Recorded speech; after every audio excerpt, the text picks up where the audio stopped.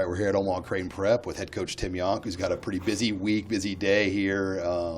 First of all, Coach, talk about your season. I know there were some ups and some downs. What did you like about your year, and kind of what are you looking forward to for 2020?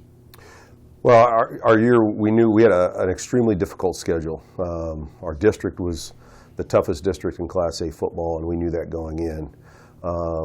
We returned a number of players from the year before, but we knew we were going to be deficient in some areas, especially in the offensive line. We had to really bank on some kids that didn't have a lot of playing experience. We had a new starter at quarterback, and so if you look at our year and how our year went, the one thing that stood out is that we were a very resilient football team. We won a lot of really close football games. You know, we beat North in overtime. We beat a couple of other teams. We had to come back from a couple in games and won in the last minute. And so our culture and our togetherness, I think, was very evident in winning those games, because without that, I think we wouldn't have won those games. But and so where we were at with in terms of where our season, how that season went, the number of kids that we had coming back, you know, I was really fairly pleased with the way we played in a lot of those football games. But again, when you play, you know, extremely tough schedule, you know, there's some games that we were a little bit outmatched, and so those are the things that we're going to focus on moving into 2020. I think we have a really talented group of young men that have bought into our culture, understand what we want to do. We played a lot of young kids last year at a lot of places, and so I'm excited for the outlook.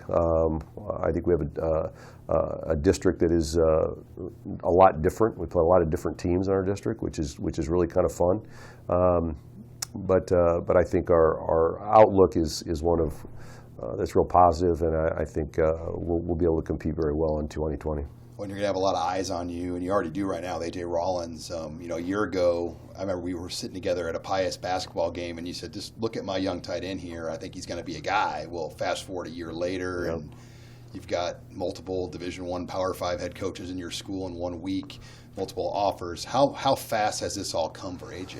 Yeah, it's gone pretty quickly. I mean, I think a lot faster than maybe he anticipated. You know, I knew you know, deep down in my gut that he was one of those kids that had that ability, right? And so when we went to Nebraska's camp last year, and they gave him the offer there at the end of that 3 days, and that thing's kind of really picked up steam for him, and everybody wanted to come in, everybody wanted to kind of get their eyes on him, and so it's really been really good. I think he's handled it very well. He's a really quiet kid, and so he's got a pretty his demeanor is very one of calm, and so that's been good for him. But I think it's all been very positive. Guys have been great, and I think he's just kind of soaking it all in right now. Upside is the word you hear a lot about him. I mean, because he's not even close to the finished product. Right. I mean, what do you see his upside being right now? Well, that's why I keep telling everyone is that his ceiling is off the chart in terms of size. You know, he has the length. But in terms of weight, strength, those kinds of things that he needs to continue to get better at and improve at, those are the things that I think people see and they go, man, what's he going to be like in 2 or 3 years? You know, in our program, he catches the ball like a wide receiver. He has great ball skills. A lot of that has to do with his basketball background and his multi-sport background. And so, you know, again, I think. He's in a great spot. I think a lot of people like him. A lot of people are using tight ends a little bit more right now, and so those are the people that have been in and have been talking to him. Yeah, he's the first guy Nebraska's offered since 2005, Zach Potter at Creighton Prep. I mean, when you think about that, I mean, how much does that get people's attention, your attention, that, you know, we haven't had a guy that Nebraska's offered a scholarship to? Yeah, no, that's a big deal, and so, you know, I mean, the people around the prep community obviously have noticed that, and that we have a young man like that is getting that kind of attention, not only from Nebraska but other Big Ten, SEC, Big 12, and so that draws some nice attention to our program for sure. What teams? Missouri's offered, Iowa State's offered, Nebraska's offered, Central Florida's offered. Who are the other ones that have really kind of hit you up the most? Yeah, I mean, those four, Minnesota, Kansas State has been in. I know he visited Oklahoma State, and I know he visited Notre Dame as well. They haven't had as much traffic in here as those other 4 or 5. But yeah, the 4 that have offered have been the ones that have really been in here a lot. But again, Minnesota, this will be the first time that they've been in. Purdue is in, I guess, before Christmas as well, and so they've shown some interest in him as well.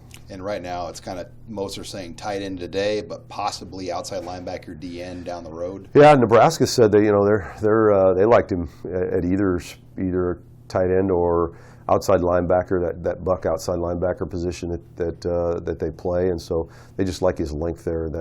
So he can be it. I mean, he has to scratch the surface in terms of what he's going to be able to do football wise. And then Alex Bullock, another guy that you're really high on, had an All-Metro season for you. Yep. 6'2", 180. He's got a brother already down in Nebraska as well from Creighton Prep. What's he meant to your program? I think he's unbelievable. I mean, he started for us as a sophomore at corner 2 years ago.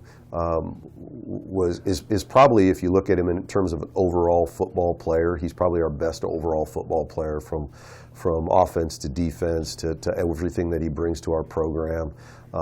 Super talented, has great length, great ball skills. I think he's going to have a tremendous senior year for us, and again, we'll open some eyes. And I think he's, at the end of the day, I think he's a Division I scholarship kid at some level. Yeah, the FCSs probably are showing a lot already. I mean, is that kind of the read you're getting? Yep, for sure.